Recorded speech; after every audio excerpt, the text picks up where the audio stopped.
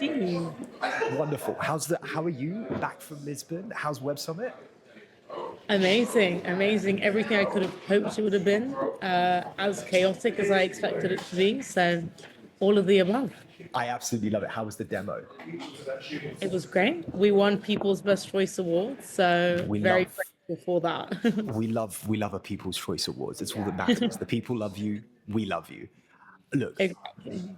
you've done a Exactly. bundle of different shows. I want to just like get straight into it. Give me a little bit of flavor of intro background for those who don't know Rita and Pioneering People, and we're gonna get it. We're just gonna get into it. You're gonna get in. Amazing. So hi everyone. I'm Rita, founder of Pioneering People, and I come from a hospitality background. It's the world that very much shaped me and been my world from growing up being a toddler, crawling around restaurants and bars, to actually eventually hosting events for like A-listers, like in my teenage years and throughout my studies. So I very much lived through the highs and lows of that, and now building on it and trying to make it a little bit better, more accessible, and less fragmented. Is it difficult? First and foremost, is hospitality difficult? I haven't had the pleasure of doing it myself. Is it just a very, very, very selfless type of job and role? Absolutely. I think it's one of those roles where you always feel like you're on stage, and it's something that my dad always used to say to the team before we'd open the restaurant and be like, imagine that this is a stage. When we open the doors, the curtains are up and you are acting. So people who work in hospitality are actors and actresses. They're people that can deal with, firefighting on the go. They're people that really understand sales and marketing. At the same time, you have to be like a charismatic people person. It doesn't matter what's going on in your life. Once you're in the restaurant, you have to leave that all behind and be the happy, pleasant person giving incredible service and making sure that everything's running smoothly. So working in hospitality has taught me a lot more than my jobs in like investment banking, consulting, and startups, I'd say. Would you say that like every single day is the Super Bowl? Period. You got to show up. It's got to be perfect, and you've got to make those customers feel like deeply happy and walk away with like an experience that they remember, but also they sort of don't at the same time. Absolutely. I think it's one of those where you don't know what every day is gonna serve you. Like you could have, there was one day when we were like shooting like a huge reality TV show in the restaurant, and then the next day you've got like people coming after the funeral for a wake. So you really don't know what mood, what vibes, what energy is going to be there, but also what you have to do and thinking on your feet. You're going to have people that are going to walk in, stumble in, super drunk, demanding for a table, not sure if they're going to pay their bill, or are you going to have people that are coming from like a BAFTA after party and actually just want to eat some good food and leave. So I think that's the joy of hospitality. Every day is wildly different, but I guess if you've worked with startups, you probably feel the same. And they're hearing what I'm saying, being like, well, that sounds like startup life. Every day is wildly different. But in a lot of startup life, if an email you don't like pops up, you can archive it. In a restaurant, if you've got, It's a note. the royal family country in front of you demanding for a table, you can't just say, oh, sorry, I'm too stressed, let me just walk to the back. You have to deal with it there and then. Do you have a favorite moment from the hospitality world that you've experienced yourself? I guess the first first couple of shifts I ever worked was when I was 16. I just got my national insurance number. And it was around this time of year, Winter Wonderland was open, and my family had a restaurant in Knightsbridge, so literally opposite the park. Um, and a lot of people would come in without reservations, which is not really our system. In fine dining, you typically have a reservation, but these people had just had like a really great time in Winter Wonderland, absolutely freezing, and were piling into the restaurant. And I was the only person that was left as like hostess or receptionist. So people were coming with like massive teddies, like all the stuff they'd won, huge jackets, and throwing them on me and demanding a table, to the point that one person, there was a tip tray, flipped the entire tip tray, so the money went everywhere. And I literally thought I was going to be like on the brink of tears. I was like, what am I going to do? This is so humiliating. And someone who'd seen that and had some empathy turned around and was like, you have you have the right to turn away this customer, but I'm so sorry about that, and handed me like two crisp 50-pound notes and was like, so sorry. So I was like, It's not the okay, same well, working in software, is it? no. And I think it's just so when you're 16 and like you're already being paid, for your hourly rate, and then you can make tips of up to like £400 in one night. You just you just never know. Like you could maybe cry three times in one shift and then earn than earn in a startup in a week, or you could have an absolutely terrible night and you go home with pretty much nothing. So I guess the way that it's like the twists and turns of it are so different from any other world that I've pretty much ever heard of. Okay, I've got to understand. Pioneering people, software product. Uh, you built the solution after you went banking. You've done a startup stint, but this basically is on-demand staffing with escrow and same-day pay. Like, where the hell did Yeah. you come up with this idea, and why is it needed right now? I think that's a great question. I think maybe if like hearing a bit about my background, I guess there's like some indicators of why this happened. I think it's because I come from such like an unreliable world.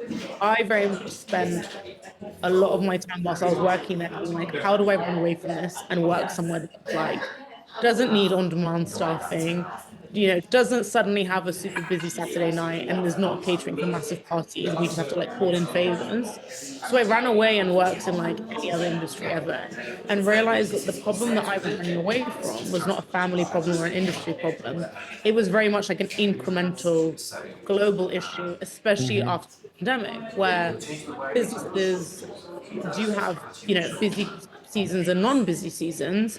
And actually, there's such big overheads with staffing at the moment that you obviously have your core team, but having somebody on your books to just go to networking events for you or, just do a bit of admin at the end of each quarter is super expensive and not worth it. So I think of just seeing that like it wasn't just an us problem and it was a global issue. I was like, well, the world is changing and all we keep talking about is the future of work, but the future of work is very much on demand staffing and people that can just fill in shifts and it's not even shifts, like just do work when you need it rather than sitting around and being unproductive the whole year and then just working in that time period that you need. It's really interesting, right? Because like we've had a lot of conversations both offline and on, and I've had a lot of conversations with people with regards to how this like product gets bundled into recruitment almost in this weird kind of way. But it is and it isn't. Obviously you're recruiting people into specific roles, but at the same time, it's also playing on that gig economy.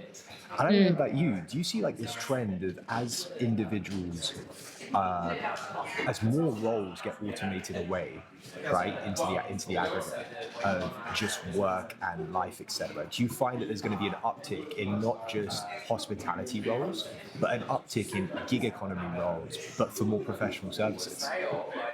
Absolutely. I think we live in a generation that really values autonomy, where working on your own terms, as and when you want, on stuff that you really love and care about, is the bare minimum. It's not even seen as surprising anymore. So we've got people from NHS nurses that have their absolute dream job, but that job is not paying for their luxuries, use our platforms and do event staffing roles.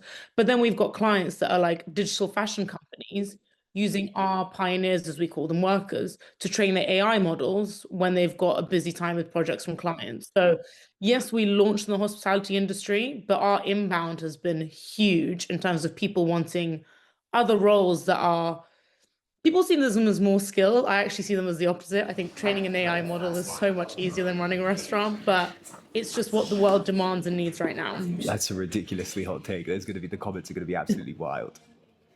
I can't wait for them. People will always be people, right? And like an AI won't sort of talk back. I think I'm going to put like guardrails on them in the future, right? And that is why hospitality and experiences are sort of having this, in flavor renaissance moment right now. I know you host supper clubs. You obviously eat out a lot because it's part of the work. You've got to make sure that you keep your heartbeat on the hospitality industry, but also just the industry of work itself. What are you seeing then inside of people using the product? Do you find that they are consistently coming back as workers, but then also you are having an uplift in businesses using it? Or is it still a graft to just onboard them into the product? I think we've been really lucky where we launched in January last year, so almost 2 years now. Sorry, you're 2 years into this. Yes. That's unbelievable. So you preempted all of this chaos that was happening.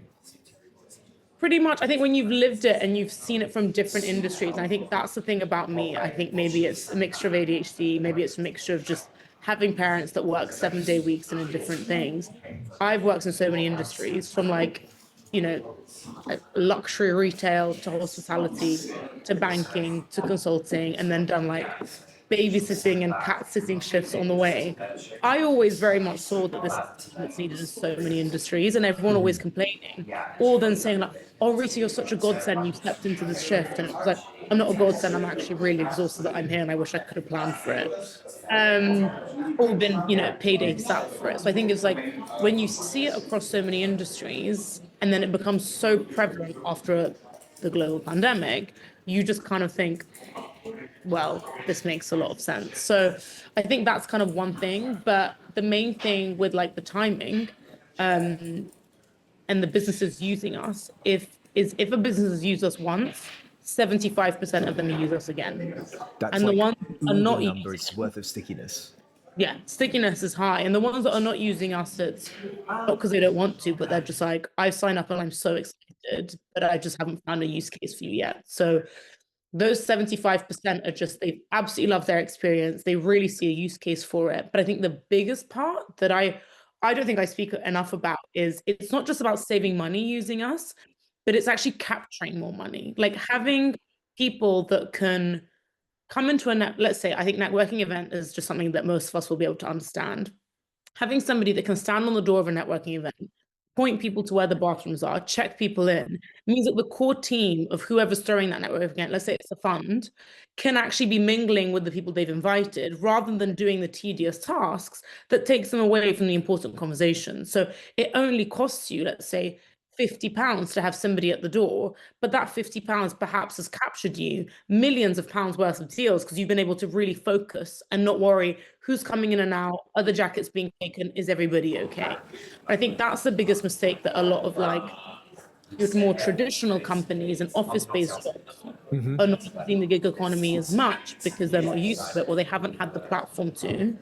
Now that we're building the leap and the infrastructure into the future of work, they're very much able to do that and very much able to maximize their revenues or maximize their deals, not having to focus on stuff that doesn't particularly interest them. What do you find difficult about scaling this? Is it just onboarding new businesses, or is it getting the gig economy workers in? And getting gig economy workers in has not really been that difficult for us, which is funnily enough because everybody before I launched, especially like my network in the hospitality industry, were like, Right. after like, Brexit and the pandemic, there's no workers. And me being on the cusp of Gen Z was like, there are workers. We've just changed the way we want to work. Right. Nobody wants to be a full-time waiter and nobody wants to be a full-time event staff. They want to do something cool that they love, during the day and then plug into different shifts because we can. And that's what I wanted to prove. So we've almost created a little army of 10,000 verified workers. Missionaries, absolute Yeah. missionaries ready to work. And that was our focus, and we did that completely organically. I've not spent a penny on marketing, and that's been through storytelling, that's been through TikTok, and that's just really been through saying like, these are our features. We've not done anything revolutionary on that side. And then on the flip side with businesses, about 95% of them who have signed up have been inbound because, again, they've seen the storytelling, they've seen that I've lived it. So they can definitely want to be like, oh, you get our problems, that sign up. I think the hardest part of all of this is keeping up with the tech. I think we have so many fantastic ideas of where we can take this and what we can do. But with limited funding, like we've not really done a proper fundraising route. There's so much that you can do in tech to keep up with, everything that's going on and making sure that you're on the cusp. Do you mind me asking, did you end up bootstrapping this first, or did you raise like a seed or a pre-seed and just like seed strap your way into this? We were very much bootstrapping, scrappy, and then we had a small angel round to do our SCIS. Because Unbelievable. I've worked and I've seen startups. I think it was that kind of post-pandemic boom where everyone was raising millions. And you were seeing companies raise millions and millions, being valued for millions, and then within the space of a year, disappearing.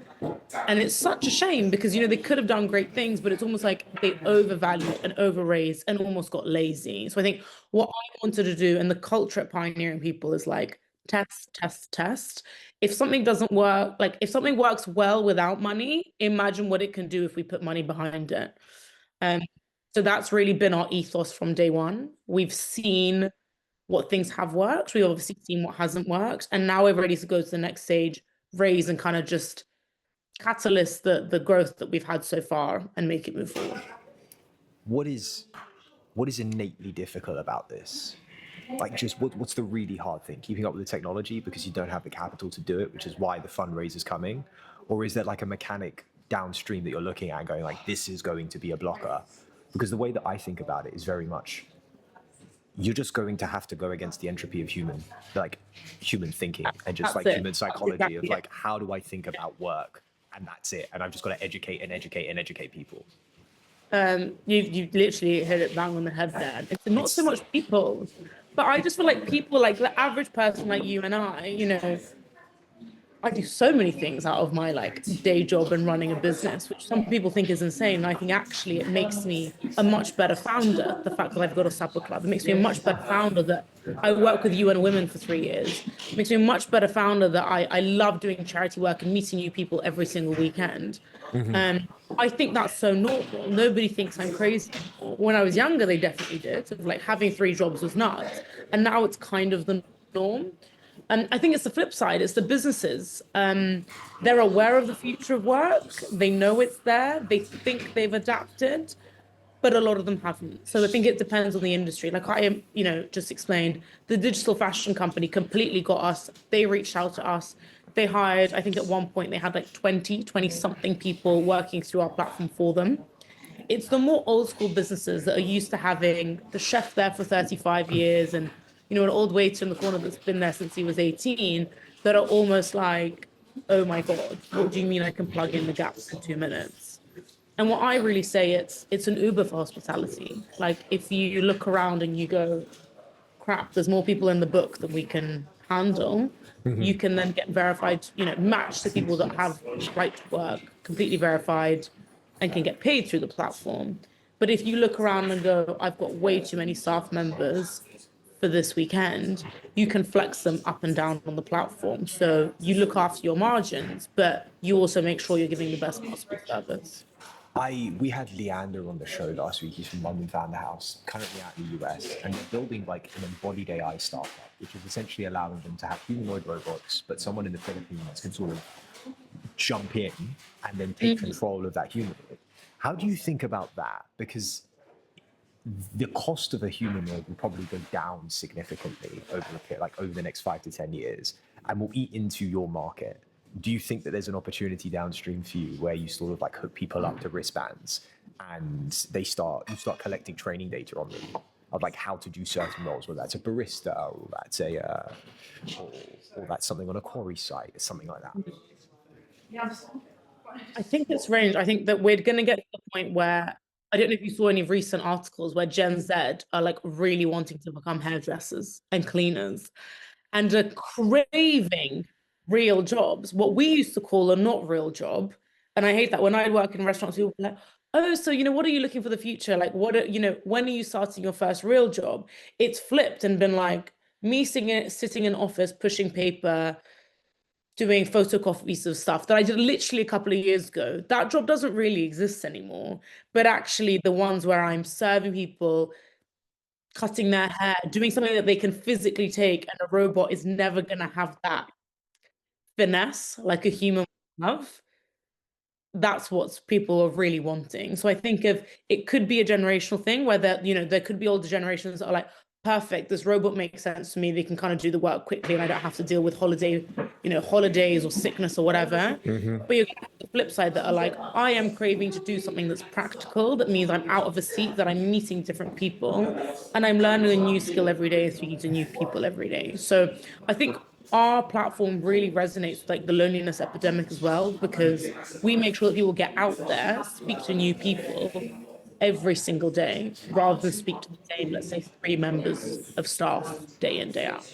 How are you thinking about the raise right now? Is it going to be a gigantic round and sort of go against your philosophy previously of like, let's not raise a huge amount of money? Or do you think like right now, because there's a potential of funding drying up a little bit, you think that there's an opportunity here to go, right, we're going to raise 2, 3, and then we're going to sit on that and just ride that out? I think for us, it's everything that we've done really boils down to our core values. If I turn around and say I want to raise 2, 3 million, I'd be going against myself, and that would be really inauthentic. And I think authenticity is what's led our brand and what's led me and what's transparency in particular alongside that. So we are raising a relatively small round, which in my eyes, I don't think is that small. It's 500,000 to 600K. And we're really looking at people that are strategic, that really get what we do. Have either been in that position or can really open doors. So we're speaking to people that have invested in huge event sites around the UK, already own restaurants in the UK, or on the flip side, have seen their family and friends struggle and go, oh my God, you're finally solving this problem. So with us, I think this round has been really interesting where we know where we stand, and we've had a lot of inbound of just people being like, I want to hear more. Like I can tell it's not just a recruitment, but tell me more. Tell me more. So that's kind of what the next round is going to be. And I think once we have those amazing people, it motivates us. And we've got people that are like, I've seen your issue for longer than you have. Like you're still in your 20s. I'm, 50, 60 years old, and I have lived with this forever. Thank God you're sorting this out for, my children and the next generations. And then I can enjoy it towards the end of my career. So for us, this round is probably going to still be more angels and more operators, but people that are functioning within the space and can open doors where we necessarily can't. Is there someone that you want on your cap table that's so aspirational? You sit here and go, maybe not in this one, but at some point, this individual or this company is someone that just like pioneering people has to work with. I think for us, it's very much like us people who get it. I think our like dream people to have on our cap table are like festival owners, or people who look after huge events that they know every single year they have to hire 5,000 people. They're gonna look at us and be like, The Glastonbury family, basically, is that would be a really cool one. And I think people who are really involved in UK hospitality, like policy workers and people that are actually quite loud about this industry. But then again, it's not just hospitality, it's people that are really big on social mobility. A big thing about pioneering people that I guess, discussed too much today has been we pay everybody above living wage and we make sure that they get paid within 24 hours.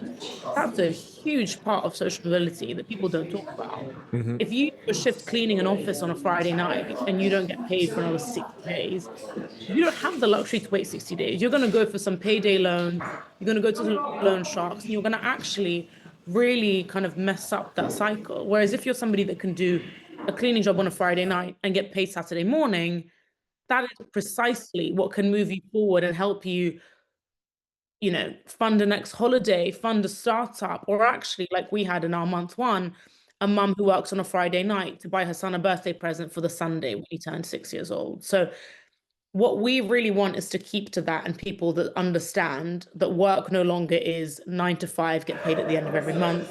Work is doing something to fuel your dreams, to fuel your necessities, or just have in the bank because you want to, buy yourself a nice coffee on a Saturday morning, and you typically can't afford to go and buy a coffee anymore because they're literally like £5. So. Oh God, don't even tell me West London coffee. As great as it may be, it is the most expensive thing in the world right now. I cannot go out of my way to do it.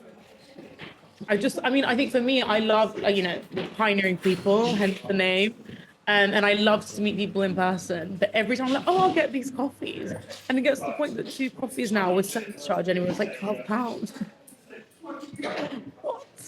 Rita just needs to walk around with just like a coffee maker with her, just in the park, like, right, hold on, we're not doing this. Just let me get it out right now. I mean, maybe that could be our next big thing. It's like, everybody just come to the park and meet me, and I've got my own coffee. Or we get somebody that's like a local, family-owned brand, and they don't charge us £6 for a coffee. That would be nice. Look, I would love to know. One of the things I'd love to ask guests on the show very much, who your favourite founders are, who's on your Mount Rushmore, and for you, who are they? 4 people. The worst thing it completely blocked out everything you just said. I could see your mouth moving. I couldn't hear anything you just said. No problem. I was saying, who's on your Mount Rushmore of founders for you, Who are the four individuals that you look at and go like, wow, these are incredible people? Not that I want to replicate myself after, but people that I deeply appreciate and change the world. What people that change the world. For you, who are they? Whatever the word founders means. I think founders, in my eyes, means anybody that's done something in space. Doesn't mean that they are the complete business owner, but they are someone that has gone against all the odds. So I think one of them would potentially be Chrissy Chela. She's the owner of Honor Active, um, a migrant to the UK when she was super young from Albania, and has literally built a business. I think made 100 million in revenue last year selling activewear, because she didn't look at it and go, oh, we need activewear. She looked at it and saw a massive issue in sports and schools, and girls not wanting to do sports because of the sports kits, and her wanting to empower the way that people really feel. So I think for me, any founder that does something based on a true problem, not I want people to like look cool when they go out, but it's like I want to solve an issue that's a societal problem that can actually lead to much bigger things, and then makes millions out of it. That's pretty cool to me. So I think, I mean, I could sit here for ages, but I think she just really embodies like a social good founder that I think is really cool. At the So same that's time, one. yeah. God, I think someone else that we've also got on our cap table, which interesting to talk about, is Chris Forbes and his wife. They own Cheeky Panda, which really has made the intersection between purpose and profit, where they sell bamboo tissues, straws, wipes, etc. So super sustainable. Literally the best products I've ever used. This is not like an ad or anything, but their makeup wipes have saved my skin. At the same time, looking after the environment. Like, how cool is that? That's pretty cool. God, that's two. There's obviously like a lot of like cooler stuff that people have Hey, done, but I think it's up to you, right? It's like who do you look at and go like, damn, this is cool. Everyone's got different versions. things hard. I'm struggling It's with a the tough next. one. It's a tough one. That's why I like to ask the question. It's also very telling. So I think there was somebody in, I've kind of lost touch with her now, but in the pandemic, I was really growing and scaling a flower business that was based around sustainability. And it ended up being like a small group of us that had like an engagement group. And there was one girl called Isabel Pearl. And she had like Pearl skincare that again was based around sustainability. She did like, I think, a biology degree or chemistry. And then made her own skincare products. Yeah, in her like home basically, because Love that. her like grad degree, like her grad job got cancelled, something along those lines of like stuff was really terrible during the pandemic. She started her own business and not just did that, but supported so many other founders in that time. And then actually started business consulting and helping people go there, because I think it's like if you're trying to sell soap from your like bedroom or skincare from your bedroom, you don't really know what like consulting means. But she was just like, I'm on Instagram and I can DM you and help and like send stuff that worked for me. So I think I thought she was really inspirational, actually opened my mind up to like community. I think when you're building a business, you think the best way is to like lock yourself in your room and just keep going. But she did the opposite and was like, hello world, I can help you and I'm here. The fourth one, I don't know. I'm struggling with that one. It'll probably be anybody that has done anything really cool. Founders of Thursday dating company. That would be They are it. pretty cool. It's crazy, right? That's How it. how they Who went is it from that doesn't do I, events? I can never remember the name, but it's insane how they started a dating app to then pivot into events. And that whole thing is actually anti, being stuck on your phone the whole time. And I think, Yeah, and the like only having it on a Thursday just I yeah, think went against the whole logic of what an app is supposed to do. yeah. And I think for us, they were the ones that believed in pioneering people before anybody knew who we were. Like they were one of our first clients. And I just think, what an open-minded business. You guys have raised millions. You do like over 1,500 events every Thursday, but you turn around and like support. Basically, it was just me and the whole team, and me saying, "I promise I can get you stuff from doors." To today, they're shooting. It's really cool.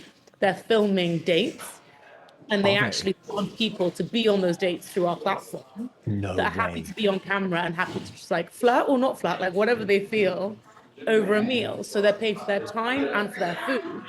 And I think, what an insane experience. Like Gen Z were all over it. But also like using a platform that they know they're going to get paid the next day, they're going to be paid living wage, and at the same time supporting another startup. So it's not just because they love us, but honestly, I've looked up to Thursday and their insane marketing for so many years.